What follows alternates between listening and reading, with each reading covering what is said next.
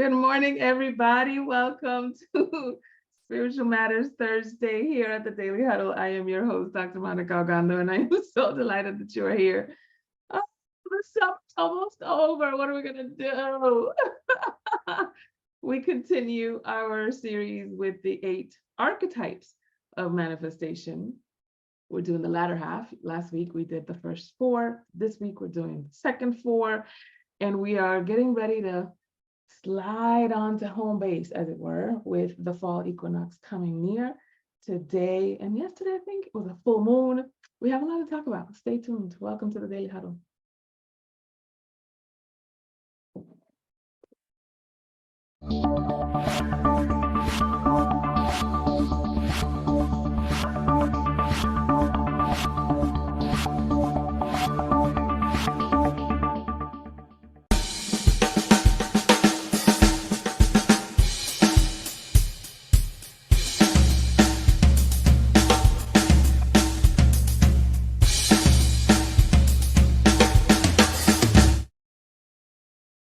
Yes, yes.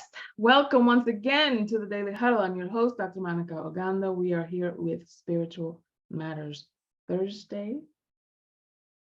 And we're going to get grounded in today's now moment. And I'm going to ask Giovanni, where's Giovanni? Gio, where are you? And what are you thankful for?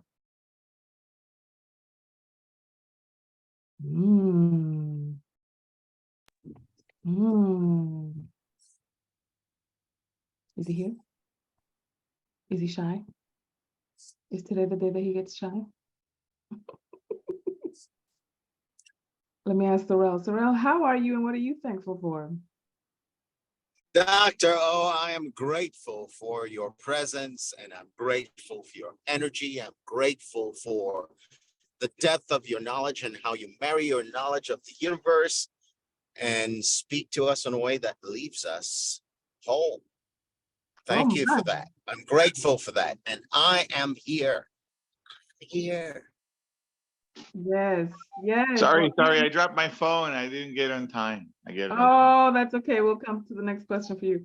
Thank you, Sorrel. That was beautiful acknowledgement. I appreciate it. Okay, so then you, Gio, where are you and who are you hugging today? Well, let me take a look. Situational awareness. Yes, I am right here. I'm right here. I'm still here. And I'm going to hug some prospects today. Oh, nice. Spreading the love around. I love it. I'm still standing. That's what came up when you said I'm still here. So you guys, we are talking today about the second half of the 8 archetypes of manifestation, of the manifestation cycle, as it were. And I know that many of you are familiar with the 7 chakra system, right? And so when we talk about the 8 cycles of manifestation, we're really marrying, to your point, to a great word that you used, Sorrel, we're really marrying 2 different frameworks together. And they're kind of dancing with each other. They're not like synonymous. What is it? They're not synonymous. Are we speaking English today? We don't know. They're not synonymous with each other. They correspond to one another. They feed and they support one another. So they're not exactly equal, but they do dance together well. They pair well, if you will, like a good steak and a red of wine, darling. And so we're going to talk about those the second half, right? If you remember, I had you draw a clock, if you will, and we have the 12 o'clock position at the very top, the 6 o'clock position at the very bottom, and at the equinox centers, we have the 3 o'clock and the 9 o'clock, right? And so what we did yesterday, or what we did last week, I should say, is that we went through the archetypes that correspond to the feminine aspect of manifestation, the ones that are below the horizon, the ones that are internal and that are self-directed. Whereas today we're going to talk about the masculine archetypes that correspond to the external world above the horizon and that are externally oriented. And so you can see how those are correspondence of one another and they're complements of one another. They complement one another well. And so the masculine archetype that's at the high noon position, which we'll get into in just a minute, corresponds to the feminine archetype that's at the 6 o'clock position. They're actually, if you could imagine, you know, in ancient mythology, they usually signify that level of correspondence by having those two be husband and wife or sister and brother, that level of intimacy, that level of correspondence, right? And so usually, when you see a masculine and a feminine archetype in ancient mythology, it's not that they were historically even accurate or existed, but that they are inextricably tied to one another, and one is the yin to the other's yang, and vice versa. So today we're going to start with the leader archetype, the king archetype, the boss, the president of the country, the CEO of the company. The leader archetype begins with the later part of spring and leads into summer. If you were imagining that clock to signify 45 degrees or 45 days of the year, right? So each archetype, each phase corresponds to 45 days of the year, and it's a carrying energy. A carrying energy, right? And so the latter half of the spring and into the summer, there's a lot of get up and go. I don't know if you've noticed that. There's a lot of get up and go of, okay, so we're going to do, if you didn't do the spring cleaning before, we're going to handle it now, and we're going to get ready for this, and we're going to get ready for that. So there's a lot of preparation, and there's a lot of putting things in place and in order that happens during the leader phase. And the king or leader or CEO or president energy is one of delegation. It's one of putting things in order, or putting people in order, or putting circumstances in order so that you're in a position to execute.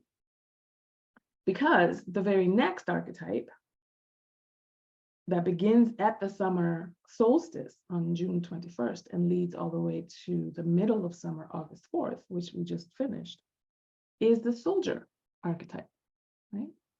And the soldier archetype does not plan strategy like the visionary, does not put things in order. He is the thing put in order, right? So he's taking orders from the king, from the CEO, from the leader, and then executing on it. For you, this is your personal energy of get her done, right? There have been times in your life, or there have been times even in your day, when you write down, it's like, okay, here's what I'm going to do. I have to call this person. I have to put this in order. I have to send this invoice. I have to, you know, pay this thing, blah, blah, blah, blah. So you're putting things in order. But then in soldier energy, it's get her done time. Often what happens is that we confuse the two. And when it's time to soldier on, we go back to the plans, we go back to the strategy, we go back to the to-do list, we go back to the calendar, like, let me move some things around. It's not time for moving things around. The time for moving things around was in the leader time, the CEO time, the president time, the king time. Now it's time to execute. Now you're on the field. It's time to pass the ball, right? And so the soldier energy is very concentrated, it's very focused. It is impersonal. It is focused on not just activity, but results, outcome, right? Sometimes we as business owners, leaders, even in families, right, that we confuse activity with progress, movement with progress. And just because you're moving doesn't mean you're going anywhere. You can move really, really fast and still be on a treadmill, right? And so what you want to do when you're moving from the leader energy to the soldier energy is check in with your results. If you must have some strategy to it, some leadership to it, and not just be blind, you know, have blinders on, then constantly, as you're dribbling the ball, as you're shooting the three-pointer, as you're doing that, check the scoreboard. Is this happening, right? Am I moving the game along of your goals, of your life, of your strategy, of your relationships, et cetera? Next, we have the negotiator or the diplomat, the smooth talker, right? This is the guy that is the salesman. He's the guy that welcomes you to paradise. He's got a smooth mouth, right? And he the time for negotiating, the time for bragging, as it were, because he's a braggadocious kind of guy, is from late summer to then leading up to the fall equinox. So from August 5th to September 20th, that is the time that we're in now. So if you think about it from our ancient civilizations and ancient cultures, the negotiator time or the bragging time is harvest. Summer's almost over, time to pick up the harvest, time to celebrate what we created, time to celebrate what we accomplished and how far we've come, and the results that were generated in that 12-month cycle. And then put those things away, right? Like jar up the fruits and put those things away so that when fall comes, you are starting again the descent, right? So from a feminine masculine perspective, the masculine aspect goes from leader to soldier to negotiator back to monk again. And the monk goes from the fall equinox to the middle of the fall. So those are the 4 masculine archetypes. Those are the 4 externally driven. Although if you think about the monk or the priest hierophant archetype, he started to go within, right? Because it's after the fall equinox. So he introduces the descent, just like the visionary is his complement, and she introduces the ascent to the spring. Yeah. Okay. So, hey, hi, Cece. So I want to ask you, I'm going to tell you the 8 archetypes, the 8 phases, the 8 kind of like energy themes. And then I want you to tell me which one of those is your strongest. Where do you shine? What's your default? Where do you go to? Right? So what's the strongest one? And then which one could you use some work on? Which one, is kind of like your weakest link, right? So if we go from the fall equinox, which we are approaching, September 21st is the fall equinox. That is managed by the monk priest energy. It is the planning phase, which introduces the next year's objectives. So the monk is responsible, the monk energy is responsible for getting clear on what do I want to accomplish over the next 12 months? What am I up to? What do I want to generate? Now that I've celebrated everything that's come before, now what's next, right? So it asks, so what, now what? Yeah. So that's the monk planning phase. The next is the review. The next is the devotee or the queen phase. If you notice, the queen is the feminine complement to the king phase, right? So internally, the queen is about planting that objective. This emotional part, this is where your visualizations come in, your affirmations. You are speaking it into existence, as it were, but just internally to yourself. These are your visualizations. This is you journaling it out, scripting what those outcomes might look like or might feel like, and just getting really emotionally invested and involved into the outpicturing of that goal or objective. Next, we have the clearing phase, which is ruled by the dark feminine or the conservationist. Kali, Sekhmet are also archetypes of that energy. Hey, good morning. And she is the one that takes off all of the things that don't work. The clearing phase is about getting rid of the weeds once you've planted, your seed for the next harvest, getting rid of the seeds and the things that are in the way. So what that looks like, for example, with your affirmations, these are now denials, this is the opposite of that, right? So whereas an affirmation might say something like, I'm so happy and thankful now that I've generated over $1 million in revenue this year. The clearing or the denial might sound something like, I clear all the ways in which I sabotage my wealth. I clear all the ways in which I don't believe I'm worth it, right? So anything that might get in the way of you actually producing the result that you say that you want, the clearing phase, the conservationist phase is the one that takes it out. This is not necessarily a comfortable process, right? Because you're in the middle of the darkness, the winter time, it's barren, it doesn't feel necessarily good. You're facing your demons, you're facing your monsters, as it were. And so it can tend to feel uncomfortable, but if you think about what it's actually doing, yeah, it's clearing the way, then there's something to get excited about. The next is the lover phase, the gathering phase. This is when you're gathering all of your ingredients. Like, okay, now that the way is clear, what do I have? What are the ideas? How do I execute this thing? Now we begin to think about the how. And what are the plans? Who can I call? Who can help me? What conferences should I be attending? What associations should I be a part of? What projects should I align myself with, et cetera, right? So now you're gathering all your ingredients. And then the visionary, which is the part of the seeing phase, now is putting those plans together, right? So those are the feminine archetypes. And then I just told you what the masculine archetypes are: the leader, the king, putting those strategies in place, the soldier executing, the negotiator bragging about it, celebrating it, gathering the harvest. Okay. And then we're back to monk again, right? With the planning phase for the next objective.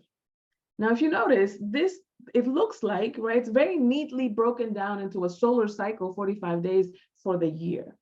It is also broken down in a monthly cycle, 2.5 days for each one of those phases, because the moon cycle or the lunar cycle is only about 28 days round trip. And on a day-to-day basis, I'm not sure why I am, there we go. Sometimes you have to turn it off, turn it back on. In a day-to-day basis, it's a 3-hour cycle. Yeah.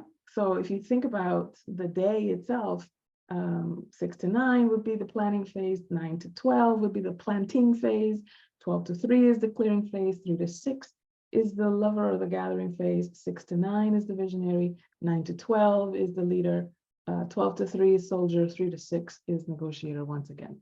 If you break down the days or the months or the years in that way, then you can pretty much get yourself into rhythm of what energy is the strongest and which one you can harvest.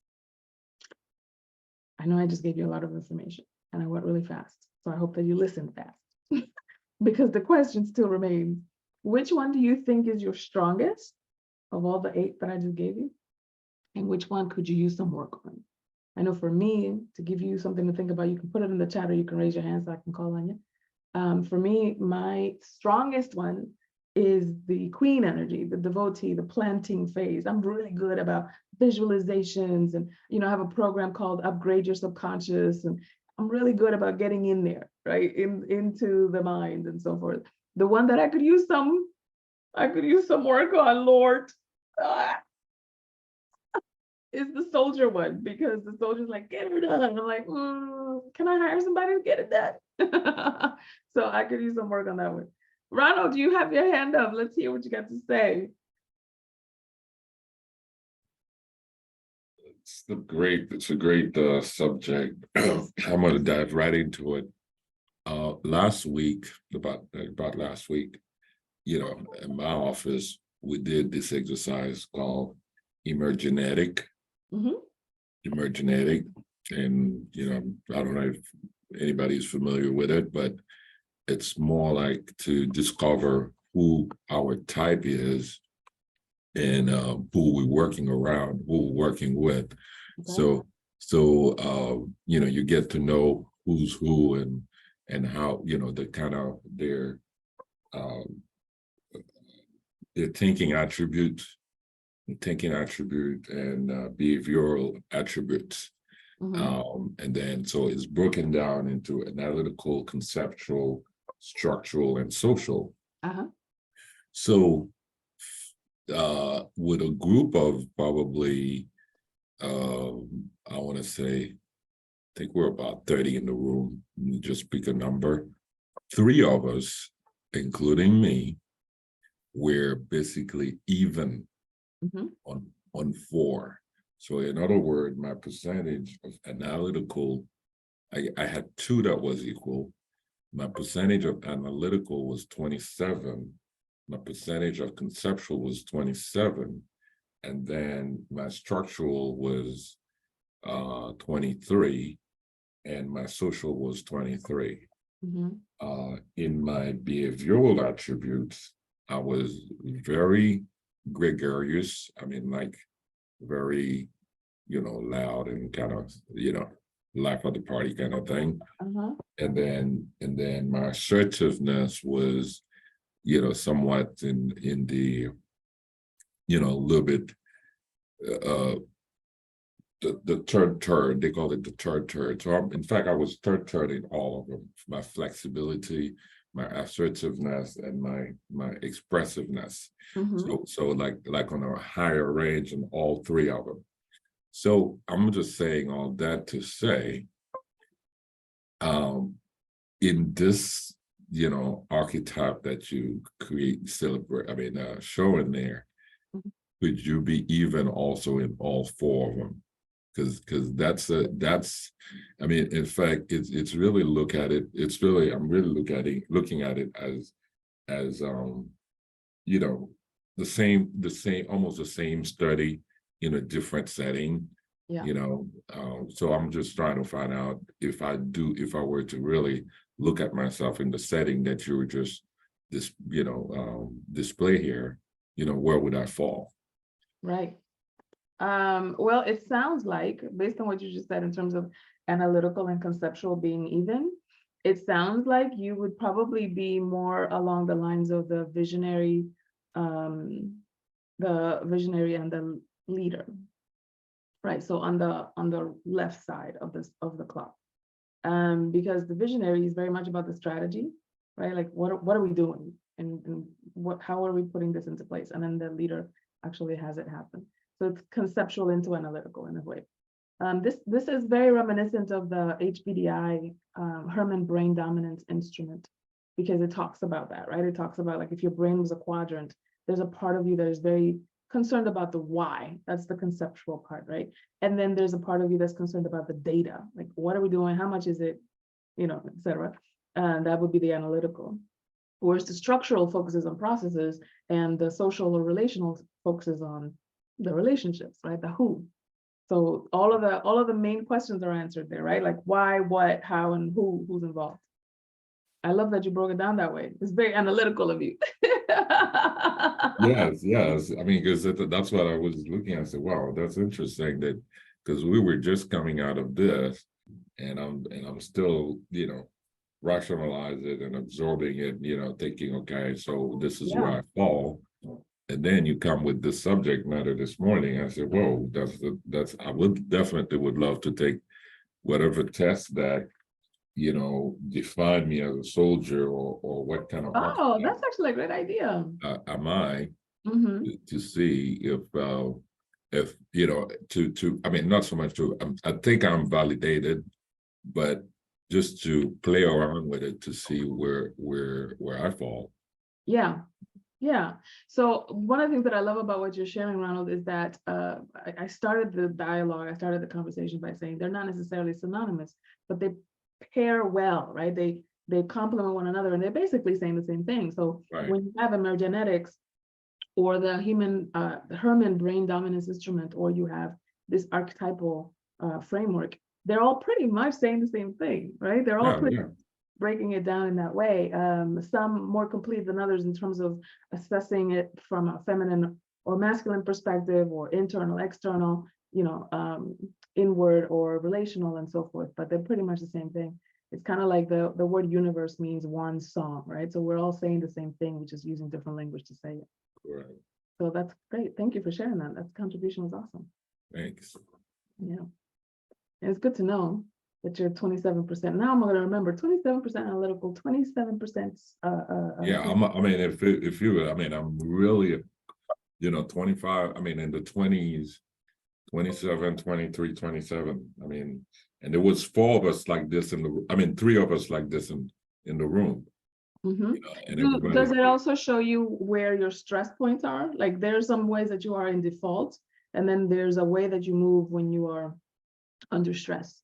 And sometimes those are not the same. Somebody who might be very social when they're in default, when they're under stress, they become very like, what are we doing and how are we doing this, and very data oriented instead of relational. And so I would be curious. Yeah, but out of that, what it's also proved is I'm very flexible. Yeah. I'm very flexible. We know you're the bee's knees. We already knew that. We didn't need a test to tell us, darling. But anyway, that's all I had to share. It's just an interesting, and I'm still discovering that world that I so it's fun. Awesome. Thank you for your contribution. Who else has something to share or ask or vent? Who else has something? Can, Yes. good morning. Hello. Sorry. Could you repeat the 8 items again, please?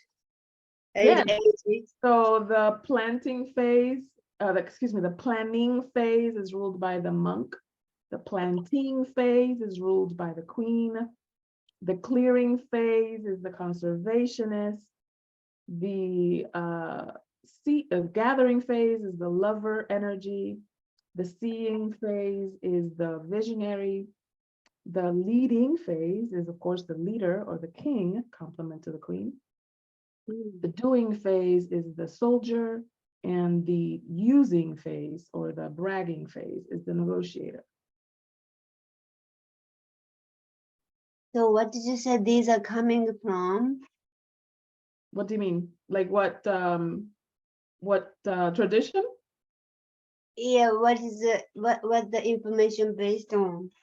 It is based on ancient Egyptian mysticism, and it is based on astrology as well.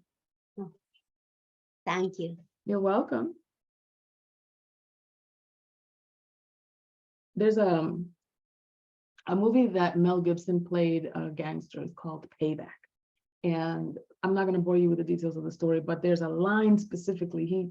He was getting his payback in this movie. And there's a line in the movie that I'll never forget. He gets into it with some gangsters, and they're like, no, we can't give you what you want. And he says, just take me to the one man. There's one man that makes a decision. When you get high enough, it's always one man. And the reason I'm bringing that up is because this is the ultimate theme of almost every spiritual or religious tradition, is that there is, when you get high enough, there's always one source, there's always one authority. And you know, in your life of decisions, right, it's like, yes, even though you are the CEO and the soldier and the rag person and the, you know, planting person, etc., all of those are kind of like departments, but you are the ultimate authority of your own consciousness, right? And I don't mean you, the small you, the personality you, the story, the biography, the ego you. I mean the one that's connected with universal intelligence, or, you know, divine intelligence, or how different people have different words for that. So thank you so much, everybody, for being here with us. Unless anybody else has something else to say or ask, I love that you are here with us today. Speak now or forever hold your peace. In the meantime, I want you to love generously, to laugh loudly. I always tell you to guffaw. Look that up, the word guffaw. I love that word, mostly because I do it a lot. I also want you to give of your time, of your energy, of your attention and gifts. Stress less, sleep more, exercise, move your tail feather, eat more plant-based, and of course, always check yourself before you wreck yourself. Audit your assumptions. Thank you, everybody, for being here. We appreciate you. See you next time.